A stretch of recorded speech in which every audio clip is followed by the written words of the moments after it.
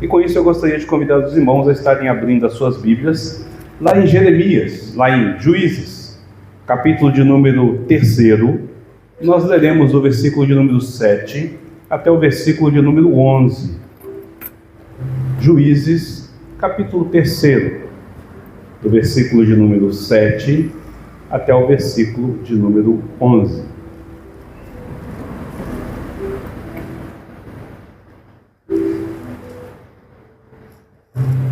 Eu estarei lendo, os irmãos podem acompanhar. Nos diz assim a palavra do Senhor: Os filhos de Israel fizeram o que era mal perante o Senhor, e se esqueceram do Senhor seu Deus, e renderam culto aos Balaíns e ao poste. Então a ira do Senhor se acendeu contra Israel, e ele os entregou nas mãos de Cusã-Risataim, rei da Mesopotâmia. E os filhos de Israel serviram a Cusã-Risataim 8 anos. Clamaram ao Senhor dos filhos de Israel, e o Senhor lhes suscitou o libertador, que os libertou. Otiniel, filho de Kenaz, que era irmão de Calebe, mais novo do que ele. Veio sobre ele o Espírito do Senhor, e ele julgou a Israel, saiu a peleja, e o Senhor lhe entregou nas mãos a Cusã-Risataim, rei da Mesopotâmia, contra o qual ele prevaleceu. Então a terra ficou em paz durante 40 anos. Otiniel, filho de Kenaz, faleceu. Oremos, meus irmãos. Pai Santo, bendito e maravilhoso Senhor, eis a Tua palavra diante dos nossos olhos, palavra tão viva e tão poderosa. Pedimos ao Senhor que fale e revele a Tua vontade e o Teu querer sobre nós, para que possamos compreender os Teus desígnios e caminhar segundo a Tua graça em direção à fidelidade ao Senhor, caminhando sempre em obediência. Ensina-nos, ó Deus, como lhe apraz, que nesta noite o Senhor fale aos nossos corações, em nome de Cristo Jesus. Amém. Meus queridos e amados irmãos, o livro de Juízes, ele nos convida a estar olhando como para um espelho. E a história se repete como um eco no tempo. Quando nós lemos com atenção, não nos demorando muito diante dos textos, de forma mais relapsa, talvez nós venhamos a perguntar: que povo é este? Que povo é este tão obstinado, tão inclinado ao erro? Que povo é este? Então, à medida que nós refletimos sobre o que nós estamos lendo, nós nos damos conta que este é o povo de Israel, o povo de Deus. E algo mais perturbador nos chama a atenção à medida que nós caminhamos sobre as Escrituras e sobre este povo, porque nós vamos descobrir que nós somos Israel atualmente. Então, esse povo obstinado, este povo inclinado ao erro, somos nós. Olhar para o livro de Juízes é como olhar para um espelho, é nos vermos nessa condição. O autor, ele quer exatamente isso. O que o autor quer é que nós vejamos isso de forma bem clara. Ele expõe, sem filtros, as loucuras que um homem pode cometer, ainda que clame ou proclame ser servo do Deus Altíssimo. À medida que ele se afasta do Senhor, ele se torna insano na sua forma de agir e na sua forma de pensar. Não é que nós tenhamos aqui no livro de Juízes uma permissão para que os filhos de Israel desobedeçam ao Senhor, de forma alguma. Não é essa a intenção. O que o autor está querendo fazer é evidenciar para nós que o afastamento, por menor que seja, sobre o caminho para o qual o Senhor nos designou andar, por menor que seja nosso afastamento em relação à obediência a este Senhor, este caminho nos levará para um vazio da nossa própria existência, do nosso próprio ser, e esse vazio, por sua vez, nos leva a preenchê-lo com os nossos próprios delírios, com as nossas próprias loucuras. Essa é a intenção do autor, nos levar a pensar sobre como é caminhar diante deste Deus, e de forma clara e objetiva mostrar a importância de estar servindo a este Deus e a glorificar este Deus. O livro de Juízes, ele trabalha de forma cíclica. Nós vamos observar que à medida que vai passando, a cada quadro ou a cada grupo que se apresenta, a cada geração que se apresenta, nós vamos encontrar a mesma coisa. Israel se entrega ao erro, sofre as consequências do seu erro, clama ao Senhor por socorro. Deus, em sua misericórdia, vem ao resgate e restaura o seu povo. Mas então, logo as sombras da dor se dissipam, logo há o esquecimento e voltam então a instalar em Israel a sua insanidade e eles se desviam diante do Senhor. É disso que nós temos que estar, é com essa premissa que nós devemos estar olhando para este livro, observando que este ciclo vai se repetindo, mas o pior é que ele vai se degradando cada vez mais. Ele não é apenas um ciclo, mas ele é uma espiral decadente, onde cada vez que se passa, cada juiz que surge, cada novo povo que se levanta, a corrupção se torna cada vez maior e Deus se torna cada vez mais distante na vida deste povo. Com essa visão diante dos olhos, eu quero chamar você a prestar atenção neste texto, olhando primeiramente para o versículo número 7, que lida com essa sessão. Nós estamos agora com um quadro de uma geração inteira em nossas mãos. O texto começa dizendo: os filhos de Israel fizeram o que era mal perante o Senhor e se esqueceram do Senhor seu Deus e renderam culto aos Balaíns e ao poste. Há dois pontos que devem chamar a nossa atenção neste texto. Primeiro está na parte A deste versículo, que vai nos dizer que os filhos de Israel fizeram o que era mal perante o Senhor. Nós já vimos dito que aquilo que é mal diante dos olhos do Senhor necessariamente não é o que é mal diante dos nossos olhos. Deus tem uma visão diferente sobre aquilo que é mal, sobre um caminho que é mal. Para nós, às vezes, o caminho que é mal não tem a ver com relação a que Deus vai colocar. Mas para Deus, o que é mal é afastar-se dele. O que é mal é estar em desobediência a ele. O que é mal é estar com o coração entregue aos ídolos. É colocar altares dentro da nossa vida, concorrendo com este Deus que é absoluto. Então aqui, o que é mal ao Senhor é exatamente o que eles fizeram, se entregando aos Balaíns e ao poste ídolo. Este poste ídolo nada mais é do que as Aserás. Uma Aserá é uma divindade feminina, e ela então é esposa, ou seria a mulher de Baal. E ela é considerada a deusa da fertilidade. E é chamada de poste ídolos porque geralmente ela é representada por um tronco que é cravado como local de adoração, um poste mesmo, ou então alguma árvore que é separada para essa adoração. Por isso nós colocamos aqui, temos a nossa tradução poste ídolo, mas se refere a um outro Deus que está em conjunto com Baal. E aí ele coloca Balaíns. E esses Balaíns nada mais são do que senhores sobre a nossa vida. Veja, Israel está deixando o Senhor, tocando por outros senhores insignificantes, de menor valor, de menor peso, buscando outras divindades. O segundo ponto que deve nos chamar a atenção neste versículo é a parte B, que diz: e eles se esqueceram do Senhor seu Deus.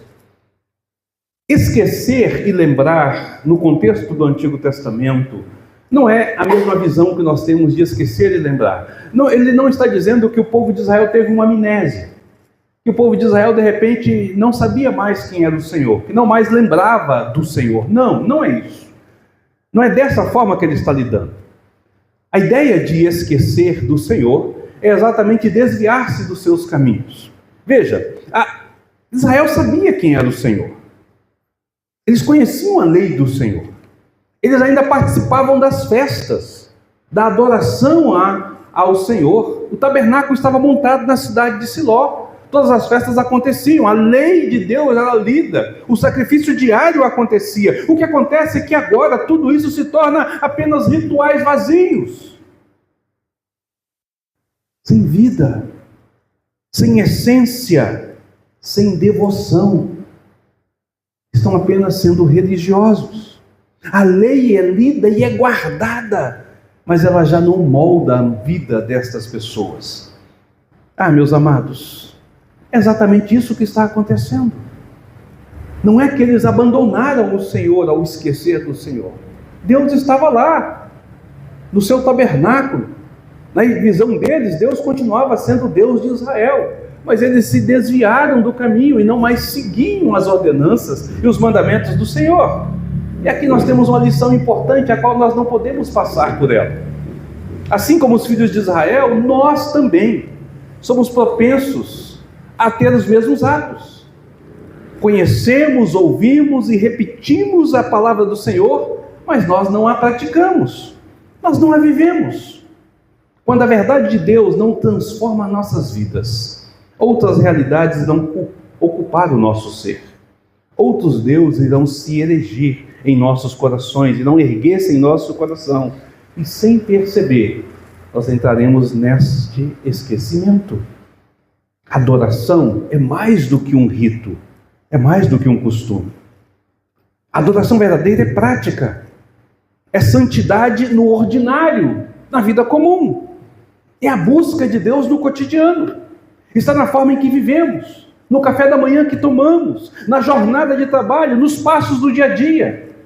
Se Deus não ocupa o primeiro lugar, algo mais irá tomar este espaço. E ainda que nós saibamos a verdade, escolheremos os balaios modernos, os senhores insignificantes deste mundo sobre nossa vida. O que isso traz de consequência? Qual a consequência disso quando um servo do Senhor, como alguém genuinamente cristão, que nasceu de novo, que conheceu a Cristo como seu Salvador, começa a se entregar a estes senhores medíocres, ínfimos, e abandonando assim a obediência ao Senhor grande? O versículo 8 vai nos dizer: então a ira do Senhor se acendeu contra Israel, e ele os entregou nas mãos de Cusã-Risataim, rei da Mesopotâmia. E os filhos de Israel serviram a Cusã-Risataim 8 anos. A ira de Deus se acendeu contra os filhos de Israel, como um vento que dispersa cinza sobre o altar, como um juízo que pesa sobre a terra ingrata. Deus veio sobre este seu povo. Eles escolheram servir falsos deuses e por isso foram entregues a um falso senhor. Cusã-Risataim os tomou para si, não como filhos, mas como escravos, não como livres, mas como servos. A expressão os entregou ressoa de forma pesada no seu contexto original, porque ela significa que os vendeu, os concedeu, deu a ele o direito de posse. É como se o Senhor estivesse então pegando a sua posse, pegando o seu povo que lhe pertence e falando assim: eu entrego este povo a você, agora ele é seu. Agora ele é seu. O povo, então, que caminhava sob aliança com o Senhor e que optou esquecer este Senhor, agora sente os grilhões do esquecimento. Deus se esquece deles, os deixa à mercê da sua própria escolha. Por 8 anos, então, dobram os seus joelhos, mas não em adoração. Há uma subjugação, há uma submissão forçada. É assim o mundo, queridos. O mundo nos engana com promessas vazias, nos vende uma liberdade, mas nos entrega cadeias, nos oferece prazer, mas oculta o preço deste prazer, que é dor, servidão e angústia sem fim. Israel prova o amargor do distanciamento de Deus. Assim como eles se distanciaram do Senhor, assim como eles optaram a se distanciar da obediência ao Senhor, agora Deus diretamente se afasta deles. Eles descobrem que estar longe do Senhor, ao estar longe do Senhor, não há terra prometida. Não há terra prometida, apenas o cativeiro. Não seria esta talvez a dor no peito e a angústia que muitos sofrem em sua alma, não seria este talvez o motivo de não estar se sentindo tão bem, ou até passando por muitas lutas e dificuldades? Exatamente por fazer como Israel, tendo esquecido do seu Senhor e Rei. Porque ainda que se diga que o conhece, ainda que se diga que o ama, mas nas suas ações, no seu dia a dia, segue de forma longe desta verdade. Ainda que os seus lábios possam dizer isso, mas tem uma vida que o nega, essa pessoa estará sendo entregue a outros senhores a quem ela buscou servir. Nosso Senhor é um Deus zeloso, um Deus que ama, e porque ama exatamente, Ele disciplina o seu povo. Então aqui há um alerta para nós, há um alerta para as nossas vidas, para que a gente observe se nós estamos de fato servindo este Deus, se nós estamos de fato sendo fiéis, zelosos com esse Senhor, na obediência à sua palavra, ou se nós estamos falando algo com o lábio e fazendo outro com as práticas, e desta forma nos esquecendo do Senhor. Mas vejam, até na disciplina a misericórdia de Deus age, até na disciplina a redenção. Deus não os lançou ao sofrimento por vingança. Deus não é esse ser vingativo e maligno, mas Deus os lança por amor, por um amor que corrige, por zelo que desperta, por graça que rasga o céu e revela o cativeiro da alma. Os filhos de Israel viram a aflição, sentiram a dor do esquecimento, o peso do cativeiro, e isso os fez lembrar que eles não pertenciam a este mundo, que eles não pertenciam àquela realidade a qual eles estavam abraçando, que havia um Deus vivo, verdadeiro, que poderia livrá-los deste algoz. E então nós lemos no versículo de número 9: clamaram ao Senhor os filhos de Israel. Clamaram ao Senhor. Por estas palavras nós estamos deduzindo que então eles abandonaram a lealdade anterior aos outros deuses, que eles haviam se afastado dos ídolos e retornado ao Senhor como seu Deus verdadeiro, que eles de fato se arrependeram, porque eles clamaram ao Senhor, e arrependimento é vital, a remoção e a restauração. Os israelitas não esperavam o problema, não esperaram o problema desaparecer para retornar ao Senhor. Talvez eles tenham, em determinado momento da aflição e da dor, se perguntado: qual é a razão do nosso sofrimento? Que pecados Deus está revelando em nós através destas situações? Em que áreas necessitamos de uma renovação espiritual? Ah, queridos, eis a maneira correta de agirmos diante das opressões, das lutas e das dificuldades. Ver como a mão de Deus está trabalhando por trás e por meio dela, fazendo uma crítica honesta de nós mesmos e clamar a Deus por um avivamento. É assim que nós devemos de olhar para as dificuldades. Sim, queridos, não adianta, diante das lutas, das dificuldades, querer determinar, negar, amaldiçoar ou querer fugir das lutas, dos problemas, das aflições. Não resolve isso. Precisamos encará-las e prescrutá-las com a lente do Evangelho. Precisamos avaliar a nossa conduta e o nosso próprio coração, pois é possível que tudo isso seja Deus nos disciplinando para nos levar ao arrependimento e, através do arrependimento, nos levar à conversão e à restauração da onde nós havíamos caído. Não é que todas as lutas e aflições sejam causadas por conta do pecado, longe disso. A própria Bíblia, na história de Jó, vai nos provar que às vezes o sofrimento e as lutas vêm por outras causas, sempre direcionado e orientado pelo Senhor. Mas uma coisa é certa: toda vez que nós, como servos do Senhor, como filhos do Senhor, caímos em pecado, nos dedicamos ao pecado, nos esquecemos do Senhor, erigimos altares em nosso coração e colocamos outros senhores sobre nossas vidas, Todas as vezes que isso acontecer, Deus irá nos afligir. Deus irá derramar sobre as nossas vidas as suas aflições. Nos levará para as lutas, para problemas e dificuldades, não com a intenção de nos destruir, mas para nos levar a avaliar a nossa conduta e, em arrependimento, buscar o socorro do Senhor, assim como Israel fez. E clamaram ao Senhor. E então nós continuamos lendo. E o Senhor respondeu. E o Senhor lhe suscitou o libertador que os libertou. Quem os libertou? Quem agiu para tirá-los daquela condição, diante daquela realidade? Foi Otoniel ou foi o próprio Senhor? No texto original, essa frase ela termina com ele os livrou. E esse termo é literalmente ambíguo. Ele de fato indica que tanto o Senhor como o Otoniel foram os agentes da libertação. Ao ler no português, talvez não fique tão claro esta realidade, porque nós vamos entender exatamente dessa forma.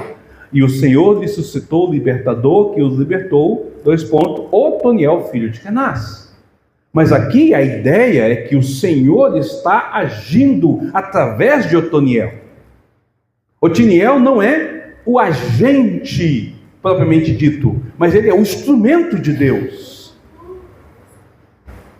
De fato, Deus é o autor da salvação. É Deus quem verdadeiramente liberta o seu povo através do seu agente, através do seu libertador. É por isso que nós vamos ler no versículo de número 10. Veio sobre ele o Espírito do Senhor, e ele julgou a Israel. Saiu a peleja, e o Senhor lhe entregou nas mãos a Cusã-Risataim, rei da Mesopotâmia, contra a qual ele não prevaleceu. Ele, o Senhor, capacita Otiniel para o cargo e para a tarefa. O Espírito Santo lhe foi enviado a fim de que ele se tornasse juiz sobre Israel, para que ele fosse para a guerra, vencendo, derrotando o seu inimigo e libertando o seu povo. É o Senhor quem está agindo, é o Senhor quem está operando. Deus envia os problemas, Deus envia a liderança, e Deus envia o seu Espírito Santo, promovendo então a restauração completa. O resultado disso, avivamento espiritual. Veja o que diz o versículo de número 11. Então a terra ficou em paz durante 40 anos. 40 anos de paz, uma geração inteira agora está experimentando a paz. Não apenas a paz física, não apenas a paz emocional, não apenas a paz relacional, mas a paz espiritual. Eles estão experimentando o relicare. Estão experimentando a verdadeira religião, porque agora eles foram religados a Deus. Foram religados ao Senhor através deste ato libertador. Mas é importante a gente observar que o texto é enfático, porque ele afirma que esta paz tem um prazo determinado. Ela tem um início e tem um fim. Ela começa exatamente com Otoniel sendo o seu juiz e o libertador. E ela termina com a morte de Otoniel. 40 anos durou apenas a existência deste libertador, porque o texto continua e nós lemos: Otiniel, filho de Kenaz, faleceu.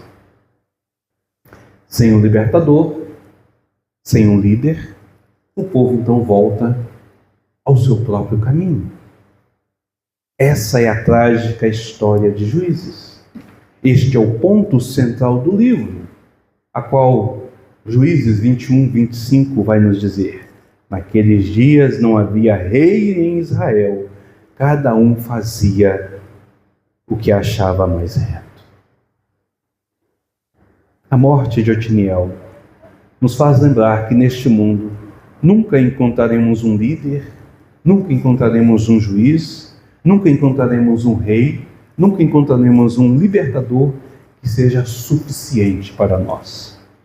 Ainda que Otiniel, ao ser relatado aqui, você não vai ver nada, dimensão das suas falhas. Otiniel foi perfeito como juiz.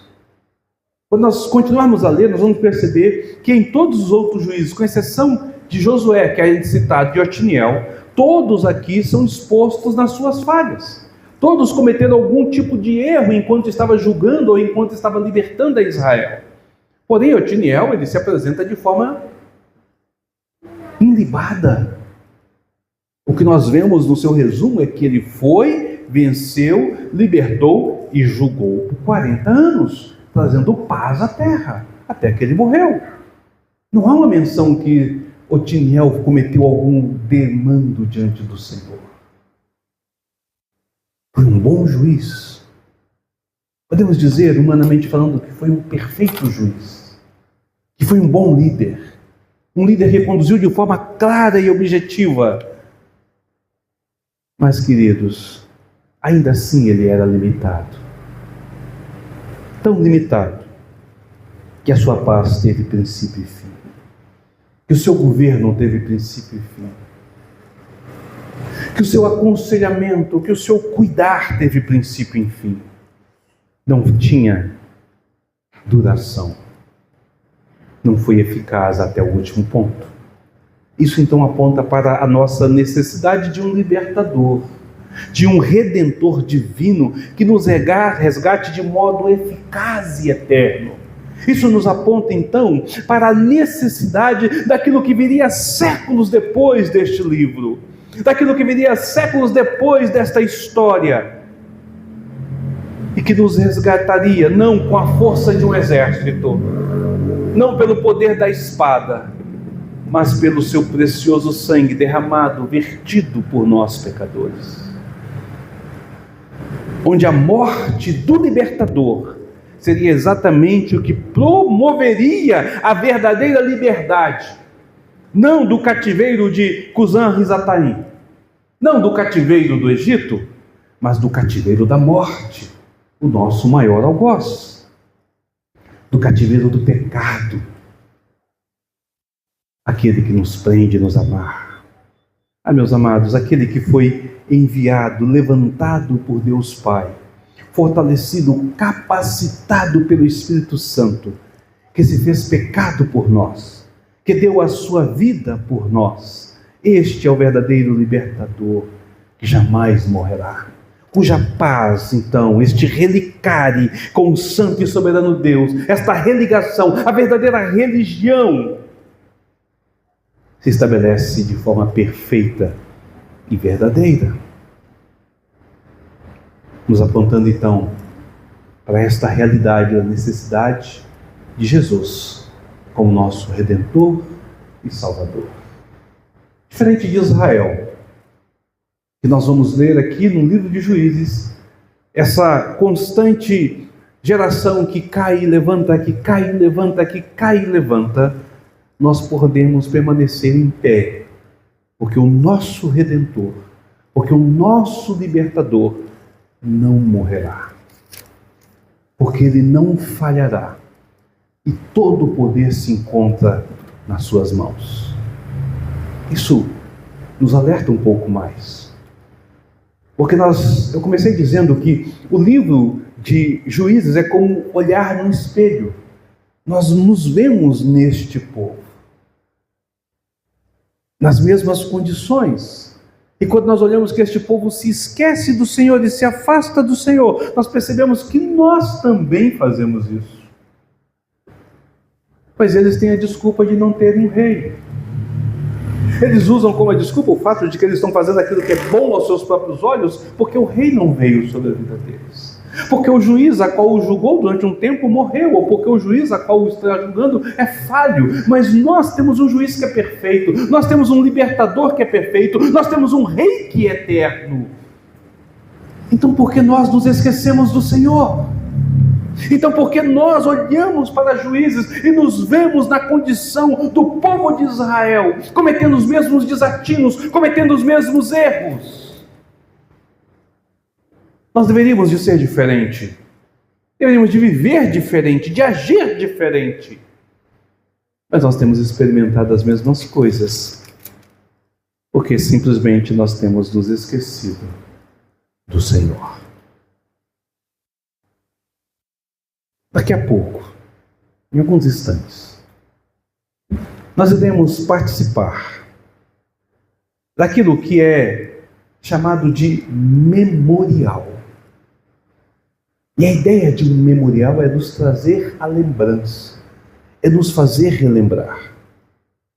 Mês mês após mês, nós vamos a esta casa, sentamos diante deste púlpito, adoramos ao Senhor com os nossos louvores, apresentamos ao Senhor as nossas ofertas, devolvemos ao Senhor os nossos dízimos, somos intercessores, confessamos os nossos pecados, e mês a mês ouvimos a mensagem do Senhor. E após a mensagem, nós nos assentamos à mesa do Senhor e participamos da mesa do Senhor. Mas parece que esse memorial se apaga ao sair dessa porta. Parece que a nossa memória se perde com o nosso dia a dia. E nós voltamos a cair e a falhar diante deste Senhor. Isso nos mostra o quanto nós somos dependentes deste Deus. O quanto nós somos dependentes deste Senhor e resgatador das nossas vidas. Assim como Israel depende do Senhor não apenas para a sua salvação, nós dependemos deste Senhor para a nossa santificação, nós dependemos deste Senhor para uma vida digna diante deste Senhor, nós dependemos deste Senhor para o caminhar do dia a dia. Então nós devemos levar esse Senhor conosco para onde nós formos, para todas as áreas da nossa vida. É isso que nós temos que fazer, é isso que está sendo dito que nós precisamos de fazer. Lembrar que temos sim um libertador, lembrar sim que nós temos um juiz sobre nossas vidas, que nós temos um governante sobre nossas vidas, e que Ele é perfeito, e Ele é poderoso, e Ele é eterno. Nós devemos de trazê-lo conosco o tempo todo.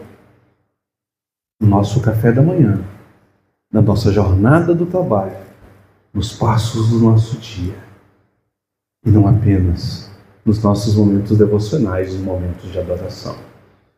É assim que nós poderemos então permanecer de forma fiel a este Deus, na total dependência dele, preenchendo este vazio com Ele e com a sua palavra, e não com as coisas que nós achamos que devem ser colocadas em nossas vidas. Feche seus olhos, baixe sua cabeça.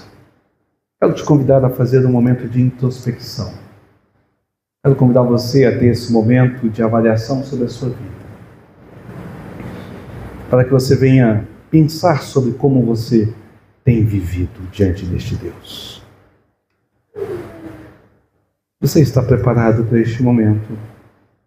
Você está preparado para sentar-se à mesa do Senhor?